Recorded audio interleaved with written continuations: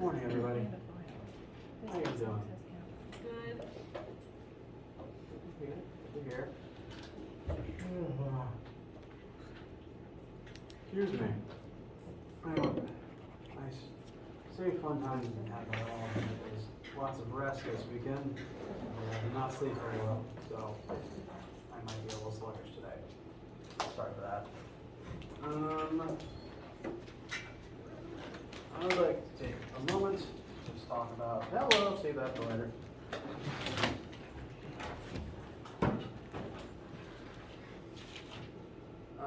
Look briefly at scheduling type stuff in just a moment before we get started.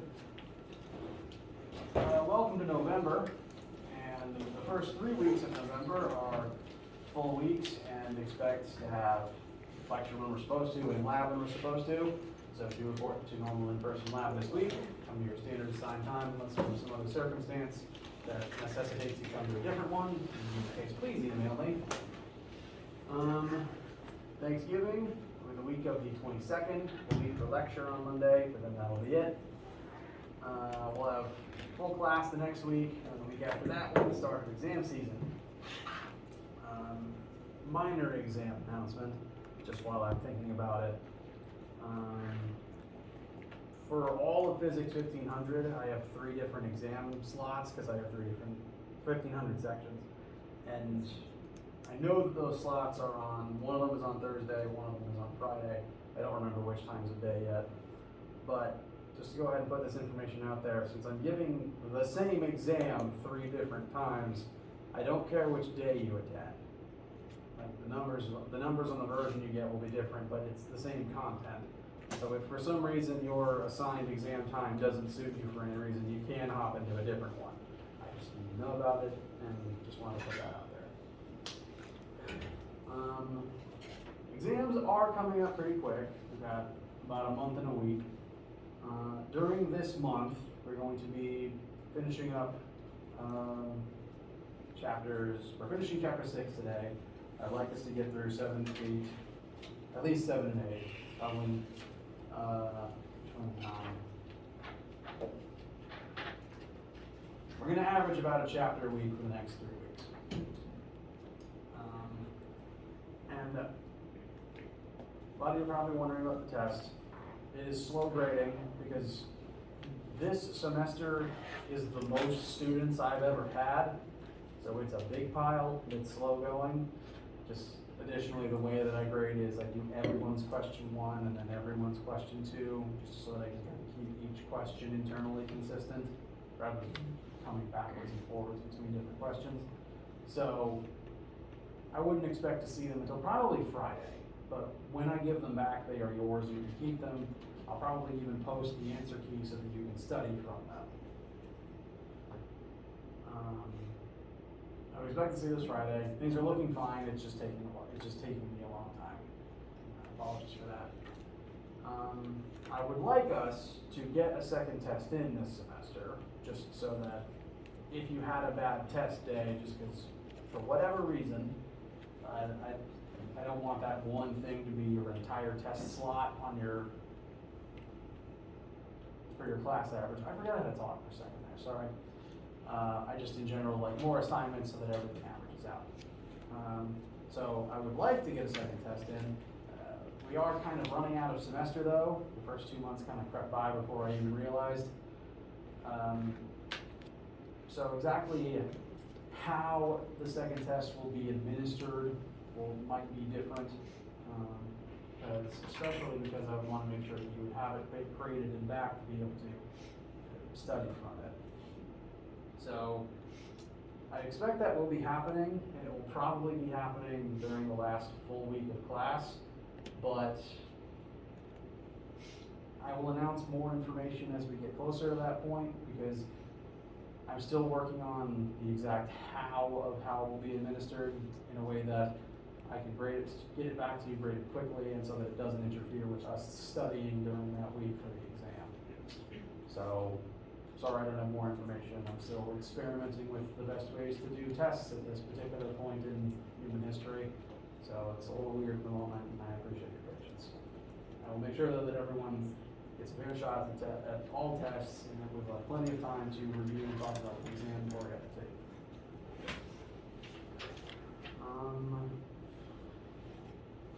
Additional minor scheduling thing, the current Chapter 6 homework and quiz is due at the end, so midnight at the end of Monday, November 8th, so it's a week from now. So you'll have all this week to work on it and get back to me with questions. And then also next lecture on, excuse me for a minute.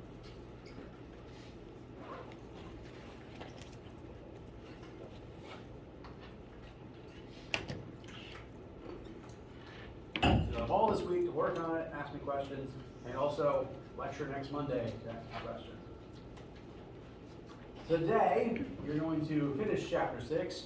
Namely, we are going to look at and do some math for elastic collisions, which out of all the collisions and explosions that there are, elastic ones tends to be the most mathematically complicated because of all the energy involved and because of we'll get to that in a second.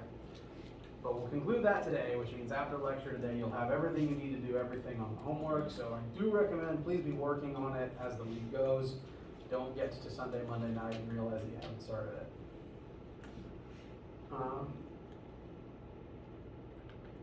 Later this week, so Wednesday and Friday, I'm planning on starting at Chapter 7.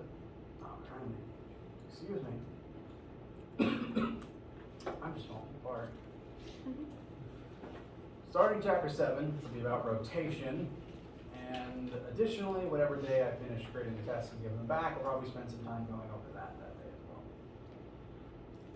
That is, I think, most if not all of the scheduling details of the life of the class. How are you guys doing? Do you have any questions about anything at all?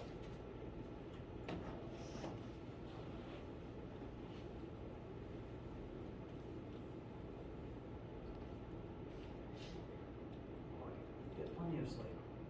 That's a pro tip.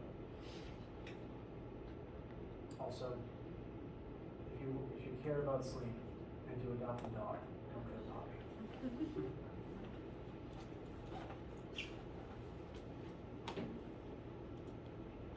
All right. I know I mentioned, does anyone have any questions pretty often? Occasionally, maybe frustratingly often. But I do ask it with intent. I do want to actually know what you guys are wondering, what you're confused by. Because if you're confused about anything that I have said, and you don't tell me in that moment, I'm just going to keep building on that last thing, because everything in this class builds up from the last.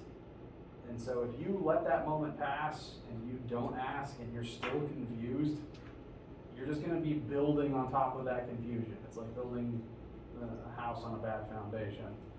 So I ask a lot, but I do mean it when I ask. I want you to tell me the moment something doesn't feel right, it doesn't make sense. And if you, for some reason, just can't do that in class, email me. Cool. Any random thoughts or ideas before we get started with collisions today? Alrighty. So, for Chapter 6, most of the collisions that we have been doing have been through the lens of momentum specifically. Additionally, we've mostly been looking at inelastic collisions, because those tend to not only be the safer type, but they also literally have less energy in them. They're less chaotic, they're more manageable, they're just literally easier problems most of the time.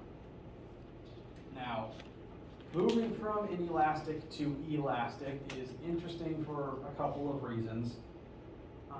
We've been operating mostly through the lens of momentum, because in every type of collision, inelastic or otherwise, momentum is always conserved, because momentum has no other form it can occupy. Energy tends to turn into all kinds of things in collisions. It can turn into thermal energy via friction. It can turn into sound if the energy just comes into the air and becomes a shock wave, it can even be used, energy in a collision can be used up as work to, specifically in the case of a car crash, deform your bumper. Because it takes energy to actually cause that damage, and once that damage is caused, the energy was used up, and now it's probably thermal energy or sound somewhere. So energy tends to go all kinds of places, and that makes it pretty unreliable as a lens for viewing collisions through, because it's not always obvious where all of it's going. It still exists, it can't be destroyed, but it goes into all types of places that you can't identify easily from a mechanical viewpoint. So we have mostly been sticking to momentum for all of our Chapter 6 collisions and impulse type stuff. There is one situation though where mechanical energy, namely kinetic energy in a collision, is conserved though. And that's in the case of a perfectly elastic collision. Now, if you remember from lab a few weeks ago, where we were causing collisions between the sleds on that air track, we were testing the differences between inelastic collisions, where the sleds would stick together and travel as one, versus elastic collisions, where there was a rubber band involved and the sleds would bounce off of one another.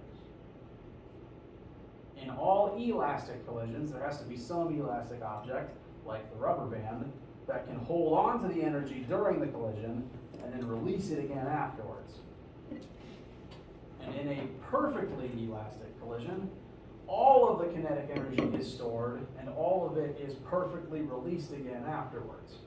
So it's the one type of collision where all of the energy going into it remains in the same form after it.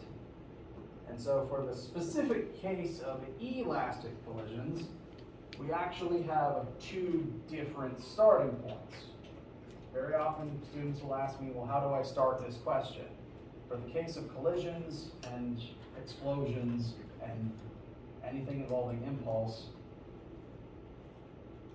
this starting point will always work, because momentum will always be conserved in all interactions.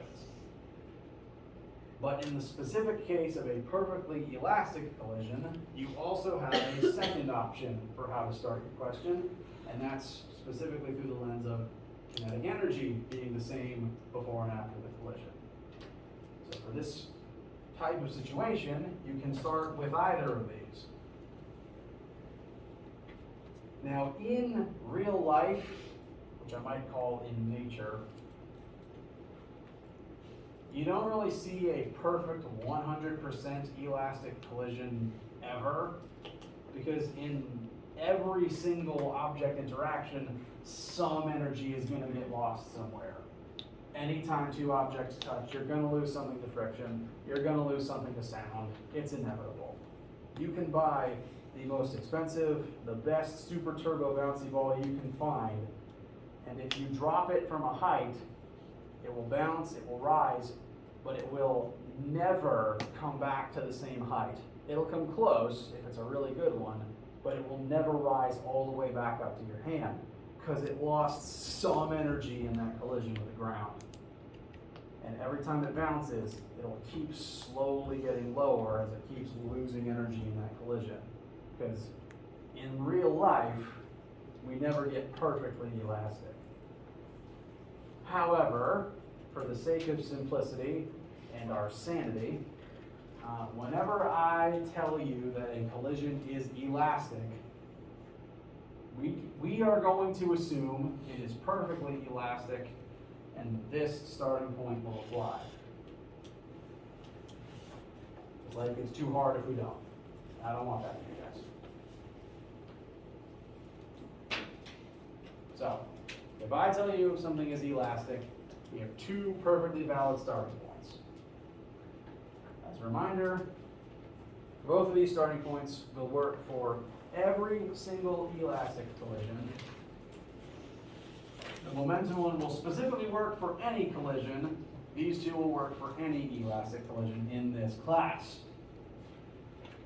However, if you do start from the kinetic energy question, things can sometimes get complicated because the kinetic energy equation has a squared on the velocity.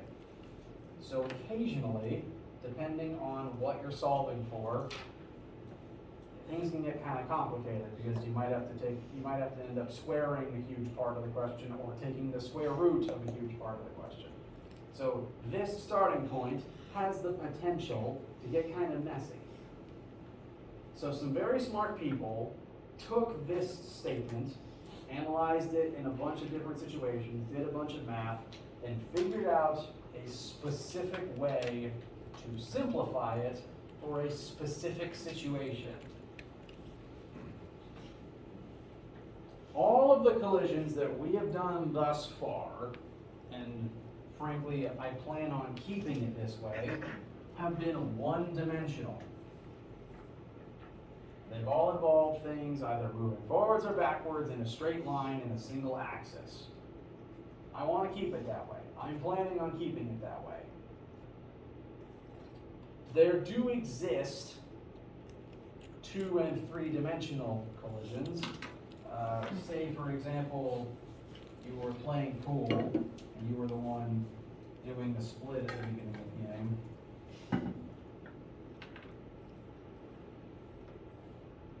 So when you launch the cue ball at the other balls, they tend to scatter in a bunch of different directions within the table's 2D plane. This would be a 2-dimensional collision. An explosion that launches debris in literally every direction would be a 3-dimensional collision. We're not doing those in this class. I only bring them up to point out that this third formula, this third starting point, only works one-dimensionally for 2 objects. I'm not planning on giving you a 2- or 3-dimensional question or one that involves more than 2 objects. So this should be a valid starting point for any elastic collision. This one also only works for elastic. But I am contractually obligated to point out when it wouldn't work just in case. So, not this, only this. So we actually, for elastic collisions, have 3 starting points. And in general, in the case of an elastic one-dimensional collision, I recommend this starting point, over this starting point whenever it could be used. If for no other reason, then this one tends to have fewer variables in it if you're solving for the final velocities of 2 different objects, just because the kinetic energy one has a squared in it. So, if 3 will work, use 3. The reason I'm specifically mentioning the different starting points for an elastic collision is because very often elastic collisions tend to create situations of 2 equations, 2 unknowns. Actually, think briefly about splitting pool balls. In an inelastic collision, if 2 of these objects were to collide, they'd probably stick together and travel together at 1 final velocity. There'd only be 1 final velocity to solve for that. But in an elastic version, where they're all going to bounce off of each other and go in different directions at different speeds, that's a bunch of different final velocities that you would need to solve for. That's more variables. So elastic collisions tend to lead to 2 equations, 2 unknowns more often than other types, which is why having more than 1 starting point is really valuable. And so, the next thing we're going to do today is look at an elastic collision, start to finish, to get that in your notes and to show how the 2 equations, 2 unknowns thing comes up and what to do about it. Also, show how Formula 3 can be useful. Questions thus far? I've been talking for a while. Please ask. So, can we just, after basically put all the variables for the third one, can we take the third one, add it with the second one, and get like a different equation? Because that's what I was doing in the lab to figure out the data when I was having a hard time. Combine the third one with the second one? Yes, sir. So just, you have the both variables in both of them, then you just do like a simple elimination. Eliminate one of the equations by adding both of them together. Yeah, you could do that. You absolutely could.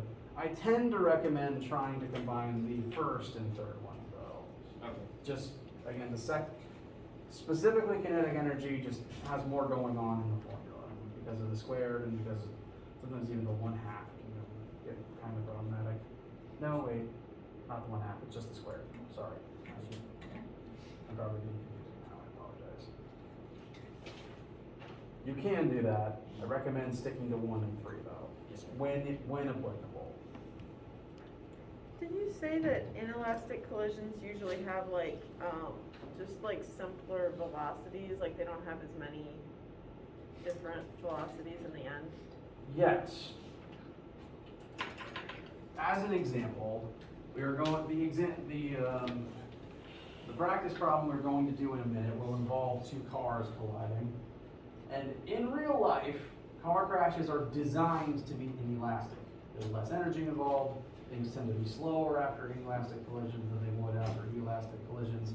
It tends to be safer for everybody involved. If these 2 vehicles collided inelastically, odds are the smaller car would end up a pancake on the bumper of the bigger car, and they would stick together, slowly drifting this way. They'd be at the same final velocity then, so the velocity of one would be the velocity of the other if they're literally stuck together, which means that there'd only be one unknown to solve for.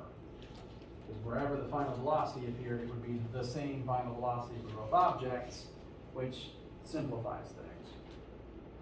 But if heaven forbid, cars crash and it was an elastic collision and they bounced off of one another, they'd have 2 different final velocities, it'd be 2 different variables.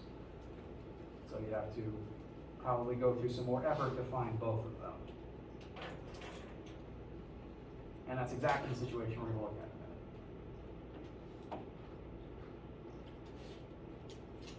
in a minute. Any other questions?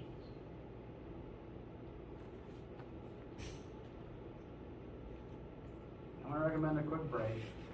I need water, and give you a second to get some water, go to the bathroom, digest this information, and like I said, apply it to a specific, rather unrealistic collision, just to kind of see the extremes of what could happen.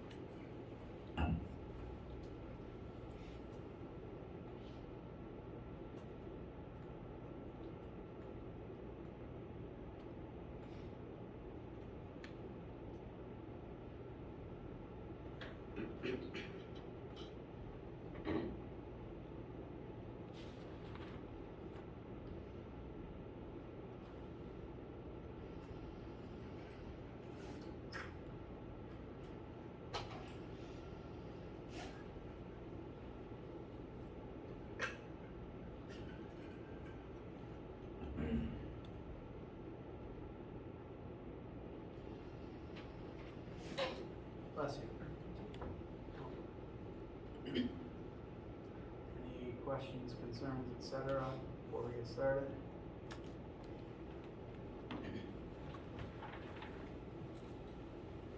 All right. So, we're going to examine a highly improbable car crash. Just kind of see the extremes of why elastic car crashes would be a really bad idea. And me being me, when I design a car crash, I guess I try to think of fictional vehicles to represent. So, we are going to collide Nemesis Prime, Optimus Prime's evil doppelganger from Transformers, who is a big semi-truck, with Kit from Knight Rider, a slick sports car with an AI in it. Think if Tony Stark installed Jarvis into a car instead of onto his suit. So, this collision, like I've mentioned, real car crashes are designed to be inelastic. You want your bumper to crunch in the collision to absorb the energy such that you do not ricochet off of someone else's car and heading towards Lord knows what.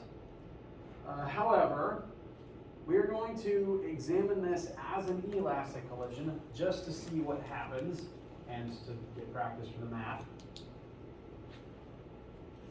And before we begin the actual numbers, knowing that these two cars are going to be moving towards each other at the same starting velocity, they're both moving at 45 meters per second towards each other, who's going to lose? Sorry? The small one. The small one. If the velocities are the same, well, this phrase gets tossed around in the automotive community. If you bring the smaller car to a collision, you're going to lose. And we'll see if that holds true. So, here we have our collision, two vehicles headed towards one another.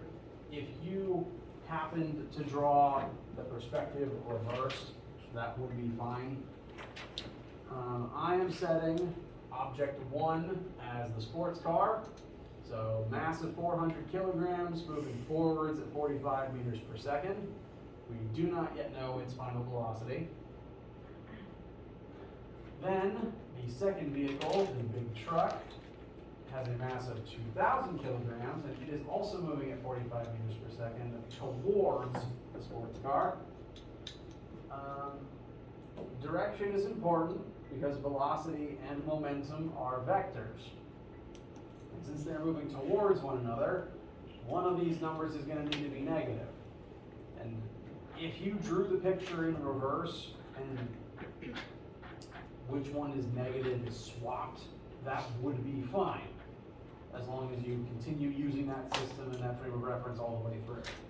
I'm going to work it based on the pictures and frame of references that I have here, but if yours would be reversed on an assignment, that would be fine, as long as you keep consistent with that all the way through.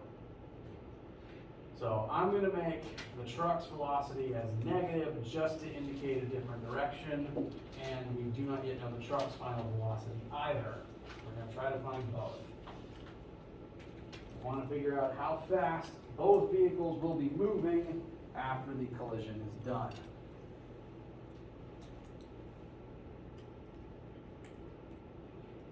Questions so far? Okay. So, this is going to be a one-dimensional elastic collision, which means we can use any of these three starting points. Out of habit, I'm going to begin with the momentum one, because it's the one that will always work no matter what. So, total momentum initial will equal total momentum final. This is our before state. The two cars are approaching. We officially don't really know the after state, so let's just start with the before. We have two objects, each bringing some momentum into this. Object 1 has its mass and its velocity, so 400 times positive 45. Object 2, the truck, has its mass times its own velocity, so 2,000 times negative 45.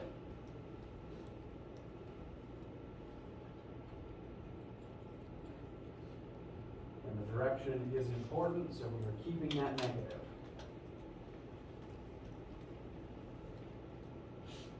On the after side, we don't know the velocity of either object. We don't even know what direction either one is going to be moving in.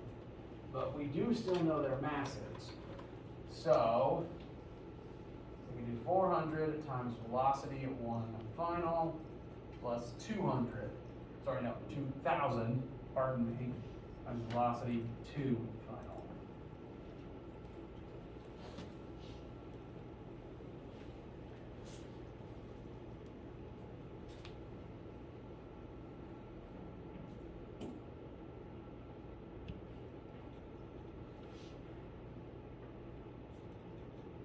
Any questions about getting to this point?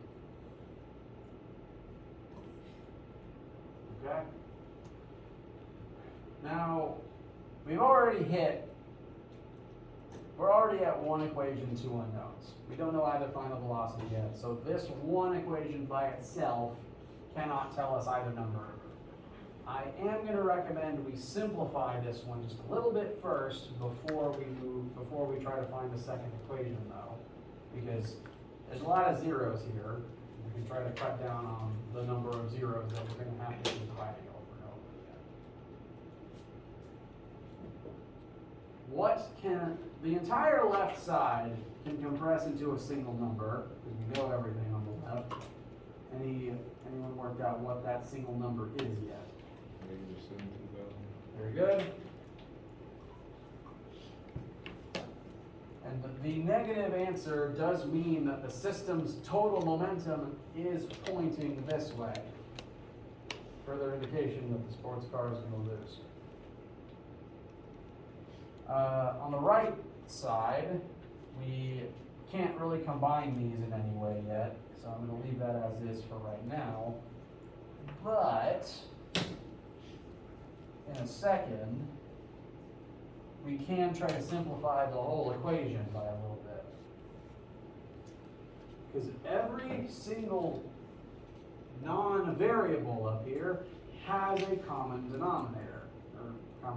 We can divide something out from all of them. Specifically, I know that all three of these numbers are divisible by 400. So we can pull 400 out and just simplify the numbers so we don't have to write them so many times. So, and this might just be a me thing. You feel free to do it differently in your own work if you like.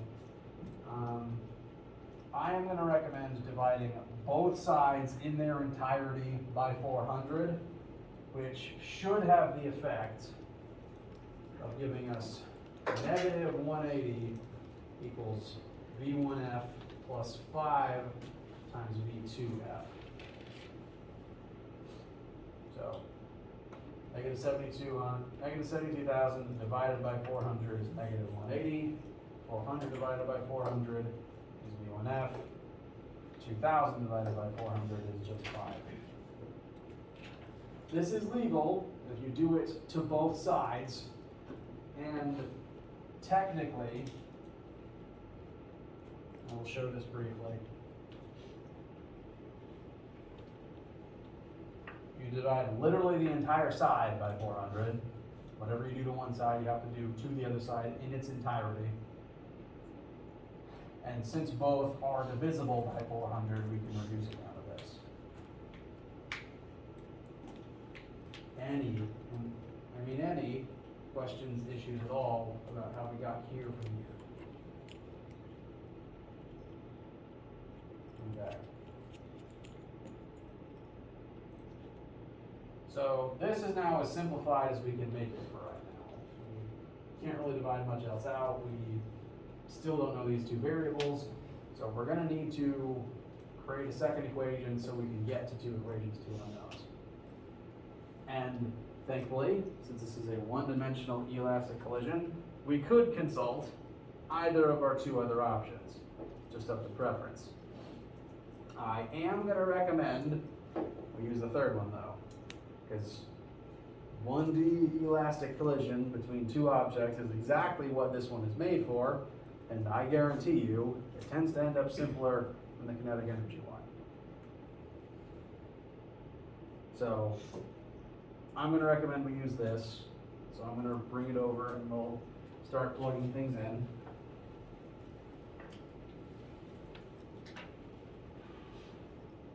V1 initial minus V2 initial equals V2 final minus V1 final.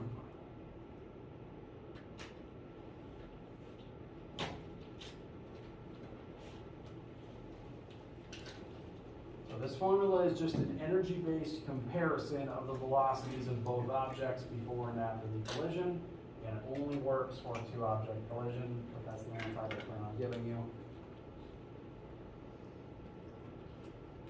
And much like before, we only know the left side. Velocity 1 initial is positive 45 minus velocity 2 initial. Velocity 2 initial, though, is negative 45.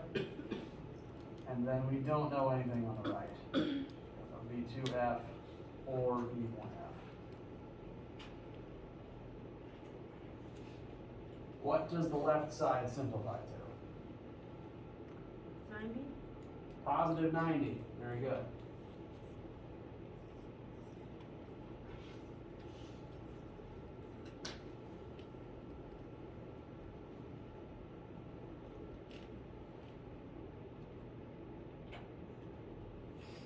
So we've now hit two equations, two unknowns.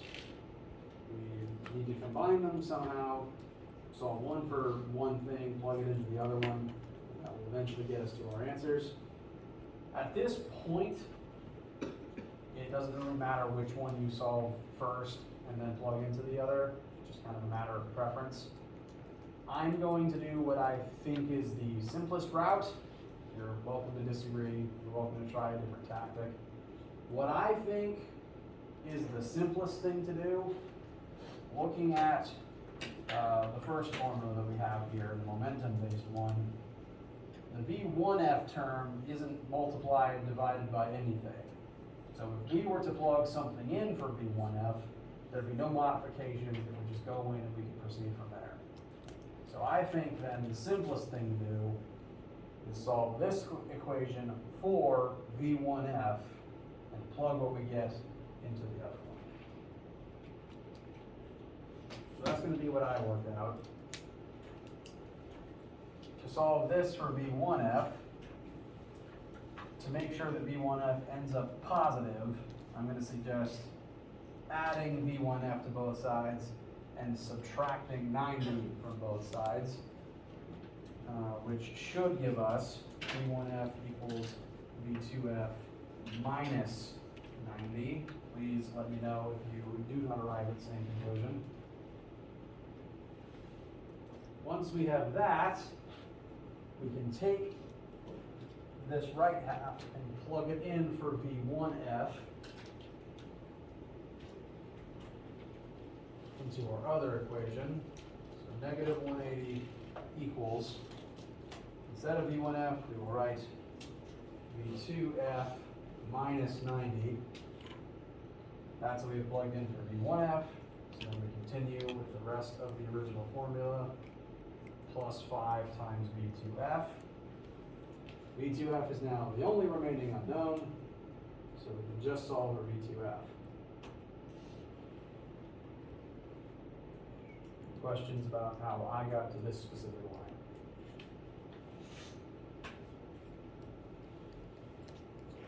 All right. We want all the V2Fs combined on one side, and we want everything else on the other side. So I'm going to recommend we add 90 to both sides, and we can combine V2F plus 5 times V2F. They should add together just into 6 V2F. So adding 90 to both sides should give us negative 90 on the left. And that will be equal to 6 times V2F. One more line of division should give us our answer. What then is the truck's final velocity? Very good.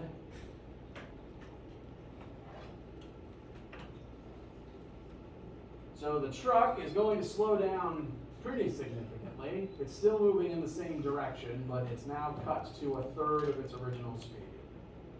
The driver would, well, if it had a driver, it would feel that.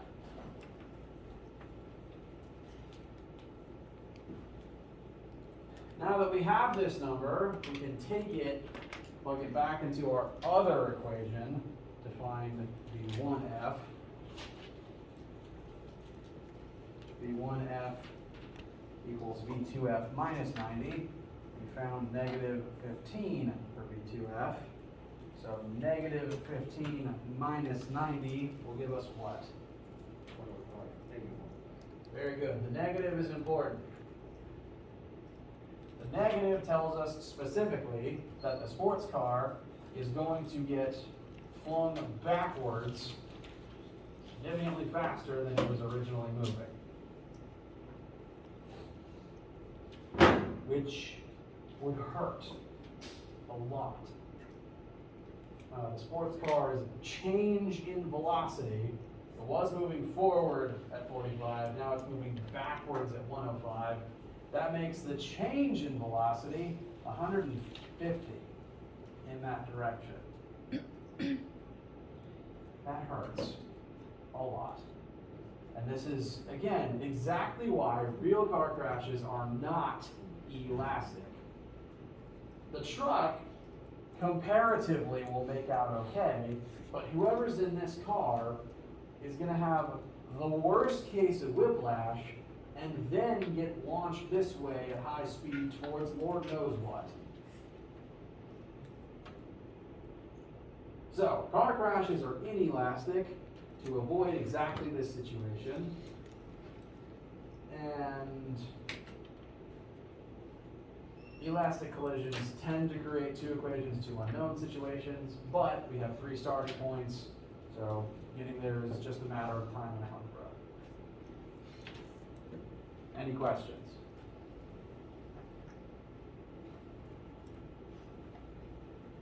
Yes? Can I ask a question that's like similar, but it's more related to one of the homework questions? Sure. So there's one on the homework that's about the ice skaters, and they're exchanging like a mass because they're throwing a snowball. So in that case, would we use like how would we incorporate the mass of the thing being exchanged into the into the equation? That is a good question. I'm loading up the question so I can read it precisely, but I'm thinking that Formula 3 wouldn't count. It also probably wouldn't even be an elastic collision, so that would probably automatically disqualify it. But this would be kind of a weird situation where the masses of the objects change.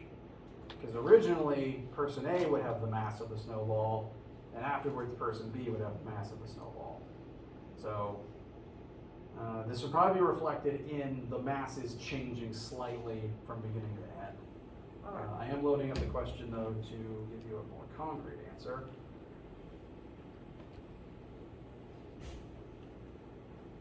Where's my mouse cursor?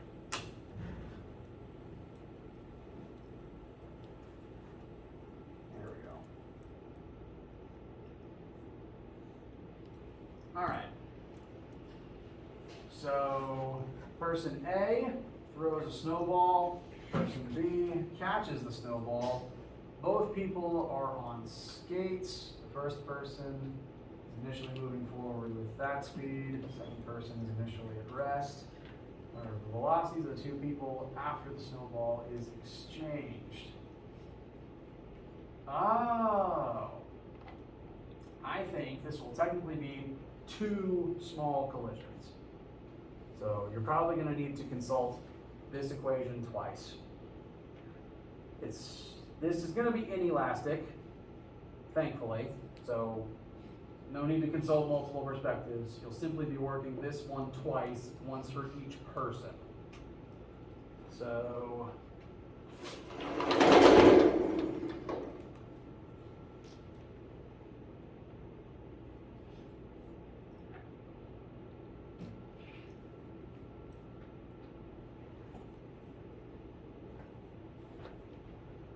first, you'll have man holding,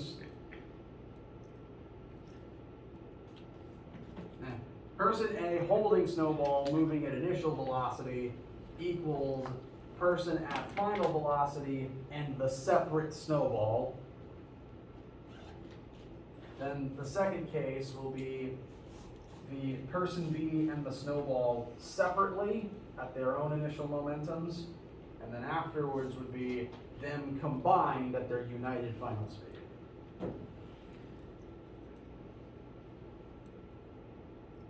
Does that help, and does that explanation confuse anyone else? Confusing? Yes, sir. Okay. So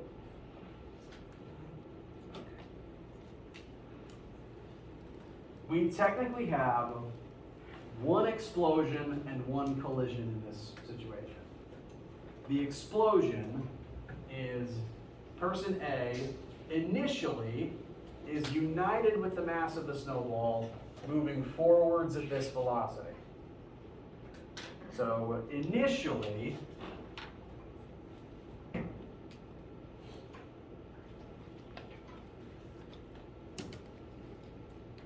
their masses combined are moving at the same united velocity. Because person A is holding the snowball and skating forwards at the same time. Afterwards, they've separated. So MA has their own final velocity, and then there's also the snowball moving at its own final velocity. So this is first case. This is the explosion. This is person A dealing with snowball. The thing you'd be solving for here is final velocity as person A. And end of part. The second separate part, the collision, is person B catching the snowball. That would begin with the snowball moving at its initial velocity, well now its initial velocity, the speed at which it was thrown at in the air. Additionally, person B is immobile to start with, so they're not really contributing anything yet. Afterwards, it's going to be kind of the reverse of the explosion. After person B catches the snowball, they will be united with the snowball, moving at their own new combined final velocity.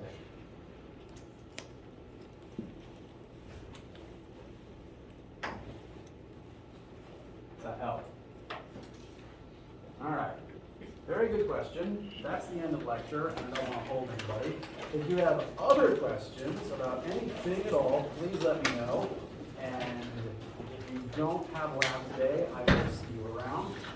If you do have lab today, see you soon. Have a nice day, have a nice lunch, stay hydrated, see you soon.